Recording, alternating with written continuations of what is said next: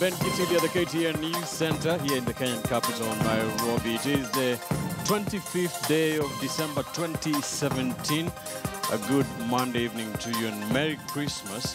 Hoping you've had yourself a jolly good day. Welcome to our Christmas edition of KTN Prime. Let's take a look at the top stories tonight.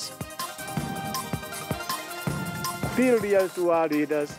Let them focus on the good of the citizens they have been called and keep away from anything that may point to kind of self-interest. Sit down and talk. Christmas call to Uhuru and Raila. Do it now. Supporter startles Raila over swearing-in pledge. Plus no toilet for the boys and girls. A cry from Nairobi's street children. And is he the finest of all drivers? Meet Mombasa's unsung hero.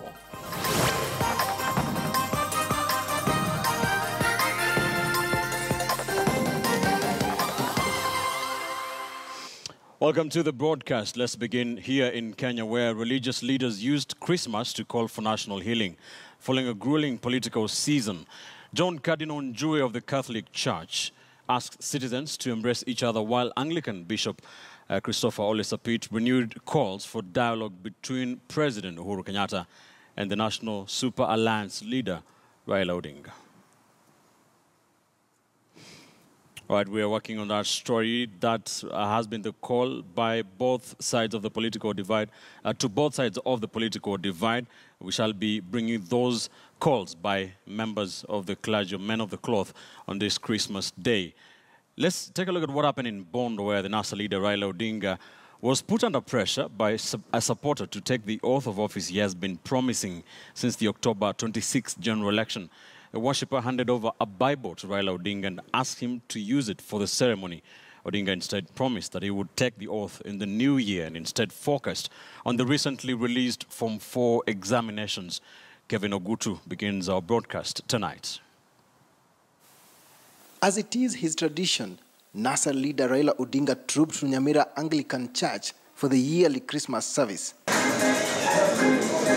His message to Kenyans: I would like to take the opportunity to wish all Kenyans, all over the Republic, a very, very Merry Christmas and a prosperous and happy New Year 2018. But his speech will be cut short by this faithful who really wanted to see him sworn in.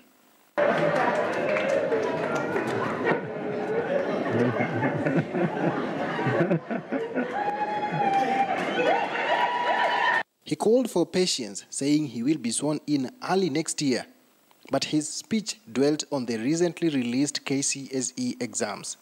The exams of our children have been stolen.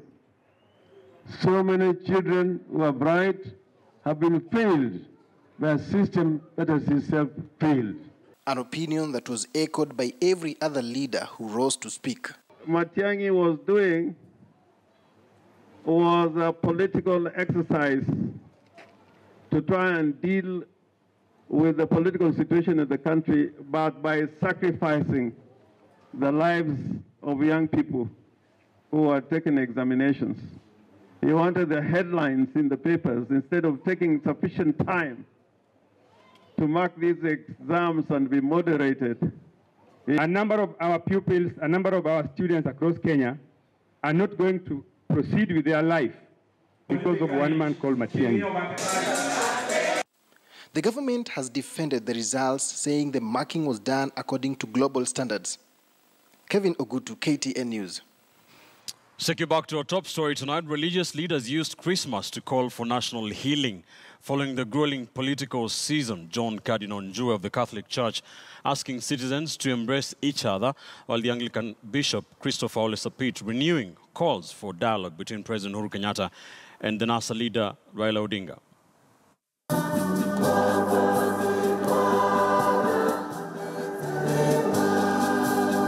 Familiar Christian tunes of peace to mark Christmas in a year that has known anything but peace in the last 4 months, following a protracted political battle that seems to have only taken a pause.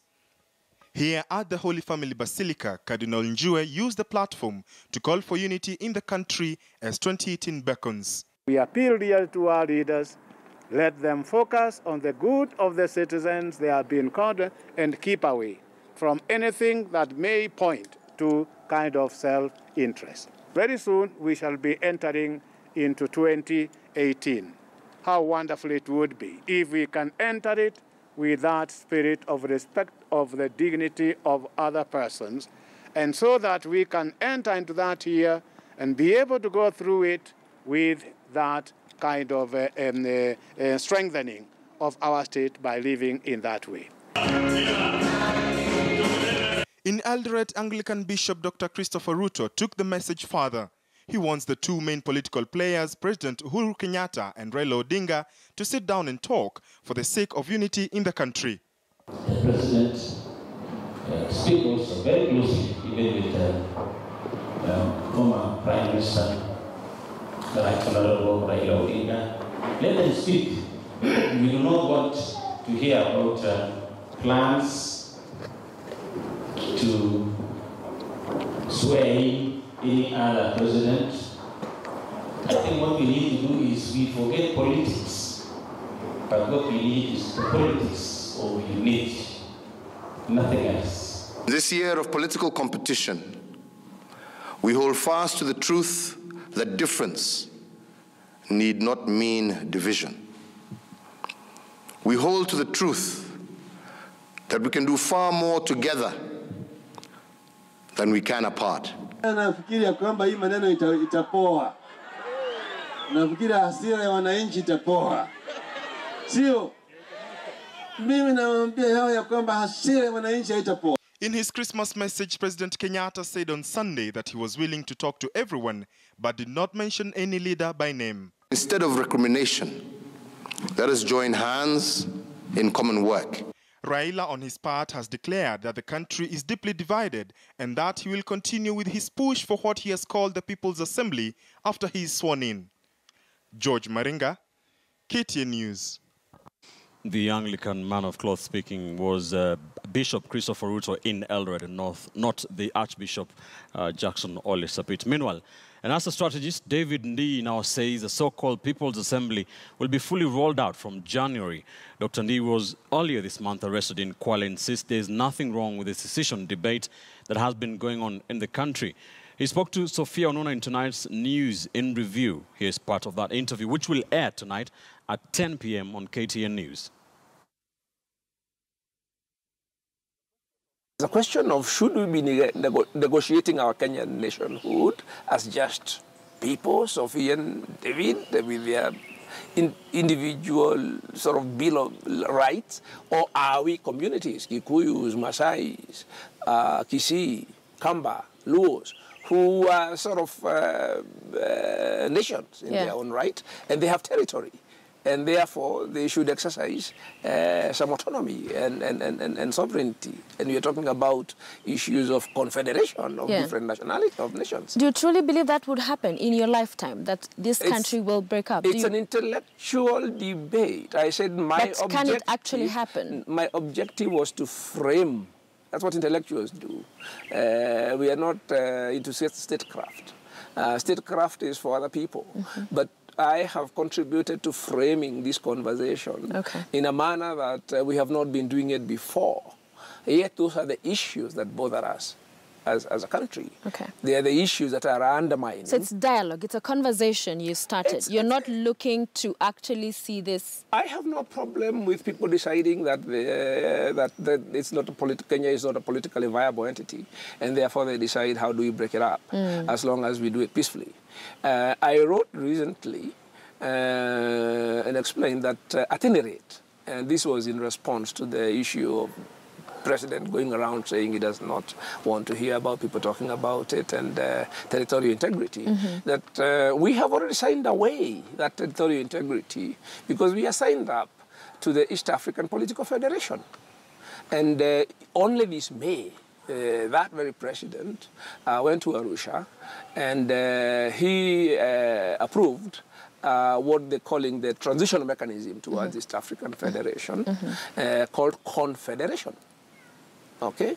So if we are going to be into a East African Confederation, then you have to ask, what's the big deal about asking whether that federation will ultimately be made up of 5 nations or sub-regions within those countries. Right. Especially when you have countries as problematic as ours, and Uganda as well, which is now also very problematic in terms of its of nationhood. Catch News in Review, the full interview with Sophia Nuna talking to David Ndii at 10 p.m. on KTN News. As Nairobians left the city for their preferred Christmas destinations, on the streets, access to toilets is problematic for homeless children. The available toilets caters for the so-called normal citizens, locking out this disadvantaged group, who many may consider not to have the right to use such facilities. As Caroline B. found out, street children say the fee to access the public toilets are high and cannot afford it, resorting to other alternatives. Hungry and excluded street children fill almost every corner of downtown Nairobi. According to the Consortium of Street Children, there is an estimated 250,000 to 300,000 children living on the streets, with 60,000 of them living in Nairobi alone. Many of these street children leave their homes in search of better lives in the city, begging and surviving on manual jobs, while scavenging on dump site food, further complicating their young lives. Alafu pesa yenye napata nenda nakula chakula. Sasa mimi hiyo Christmas niona sindwa. Jo mimi nimesoea maisha ya tao. Mimi hata Christmas ikifika sijui kani Christmas. Once in the city, they sleep in passageways, public parks and abandoned old buildings, making dark structures their homes. Access to toilets and bathrooms for these children is challenging. They are often chased away from county toilets since they cannot afford the payment. They resort to relieving themselves wherever they find space. Mimi huenda choo everywhere anytime. Zakanjo nalipa na mimi sina pesa ya kulipa. Toilet tunaendanga kwa kichaka. Penye kuna kichaka tunaenda hapo. This walkway tunnel at the Globe Cinema roundabout was once a busy pathway, but now has been turned into a site of human waste and plastic waste. The street children say this is their toilet. Across the tunnel is a public toilet, currently closed, but when open, the street children are barred from using it unless they have the required fee of 10 shillings. One street child has, however, found a way of accessing this facility. Kuna ile kazi unajishughulisha nayo. Kama mimi nafanyanga kazi ya kusukuma maji. Hiyo ndio inanisaidia napata pesa. Kuoga napata mafazi kutoka huko. Inanisaidia kani hiyo ni public toilet kwenda huko najisaidia mahali pale. Across the dirty path are several food kiosks where customers flock to get their fill. One of the food vendors pulls me aside and says he is not impressed by the offensive smell, which at times scares away customers and is a threat to hygiene. Not far from the kiosks is the Nairobi River. Masses of trash are carried away by the flowing dirty water. When it rains, the excreta from the tunnel and the abandoned parts are washed into this river, exposing the users to diseases.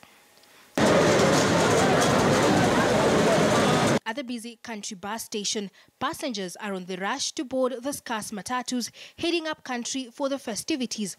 A flyover connects the bus stage to the Mudhurwa market. The street children have actually taken advantage of abandoned buildings, footpaths like this one I'm currently standing in.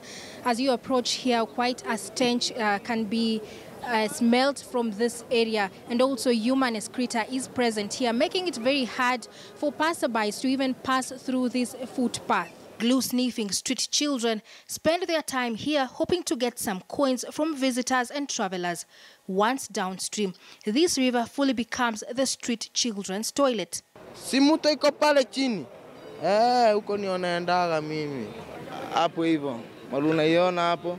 Hapo hivyo ndo tunaenda kujisaidia. Mimi sijaiona watu wengi wanagonjeka kwa sababu Mungu anakuanga pamoja na sisi. Despite the public toilet present nearby, they use this flyover to relieve themselves. Sitaki hata sijui nini. Mimi bora watupe ma toilet. tunaenda hapo hivyo bure. Inaweza taka serikali ituandikie kama nikachoo pale tukue tunaendanga choo badala kuenda choo mali yoyote. Controlling human waste is a big challenge for the county government, but the opendification problem of the street children is adding an even more worrying dimension to what is already a crisis. And as these children watch everybody celebrate Christmas, they wish to be provided with toilets and bathrooms at no cost. That, they say, would be a fitting Christmas gift. Caroline B., KTN News. You're watching KTN Prime on this Christmas Day of 2017. Hoping you had a wonderful day today. We're taking a quick commercial break. When we return, how much do you know about deep sea diving? We'll bring you a story from Mombasa of Mombasa's unsung hero, a diver who saved lives.